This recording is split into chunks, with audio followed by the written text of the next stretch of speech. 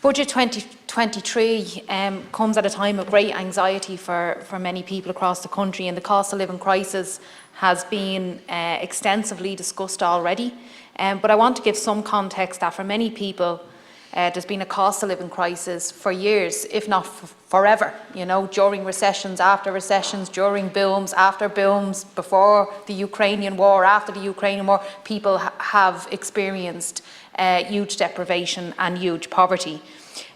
Last year, myself and my civil engagement colleagues described Budget 2022 as a missed opportunity, and we called on the government to use the suspension of EU fiscal rules and to learn from the lessons of COVID-19 pandemic and the vulnerabilities it exposed within our society to take transformative action. The opportunity was not taken then, and people are paying the price for those decisions today. I'll begin by speaking briefly about energy. We know that people are struggling with rising costs, and while I welcome €600 energy credit for households, it does not go far enough in that we should be regulating and capping standing charges.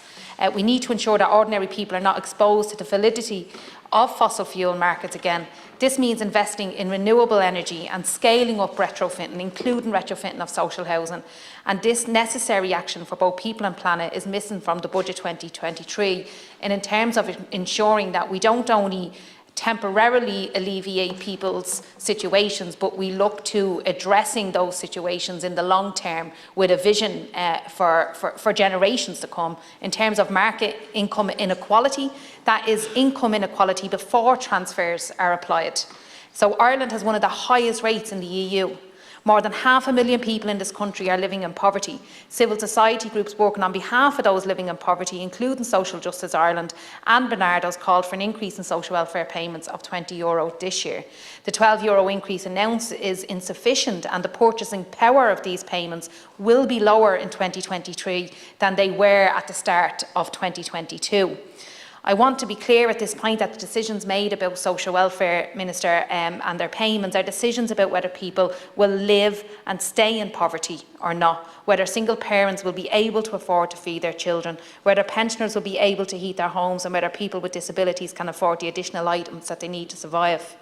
On disability, we know from the Indicon Cost of Disability report that households with disabled persons face additional annual costs of between €8,700 and €12,300, and that the bulk of these costs are unmet by current supports. One-off measures like €500 lump sum payments for disability allowance recipients, although welcome, but simply does not scratch the surface of what is needed to tackle the true cost of disability in the long term.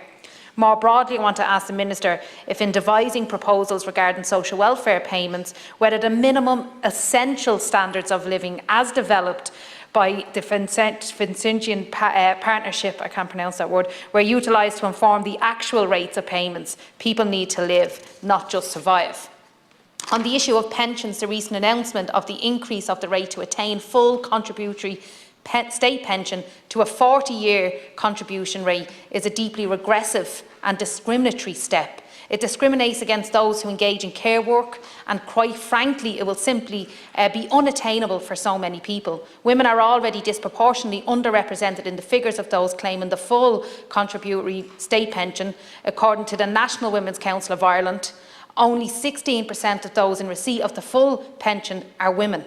This increase in the contributory threshold will only save the state €400 million per year up to 2040, while we continue to spend €2 billion every year on private pension tax relief.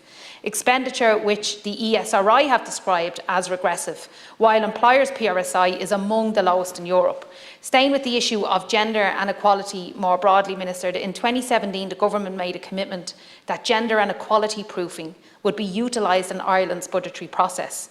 But we saw last year that policies were not gender and equality proofed.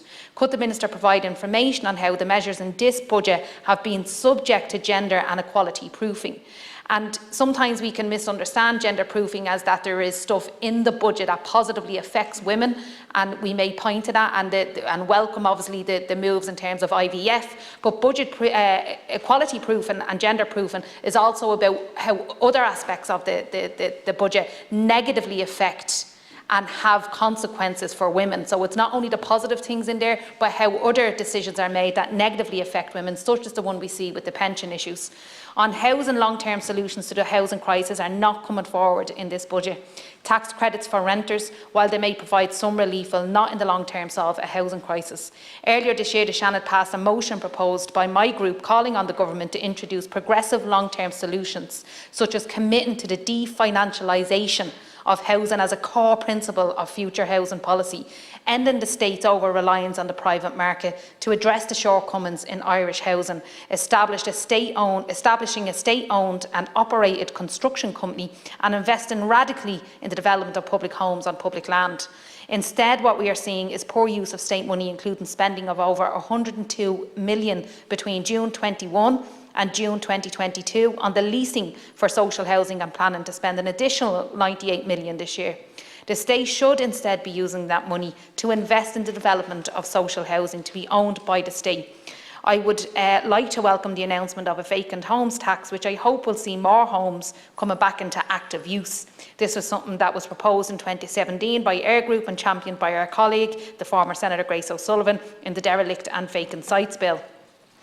Before I move to conclusion, I briefly wish to welcome the provision in the budget for the creation of 2 new data commissioners, which was something that we called for, that I and others called for as members of the Joint Oireachtas Committee. I would have liked to see a greater increase in terms of the monies available to the Commission to undertake the work, but the creation of the 2 new commissioners' posts is very welcome.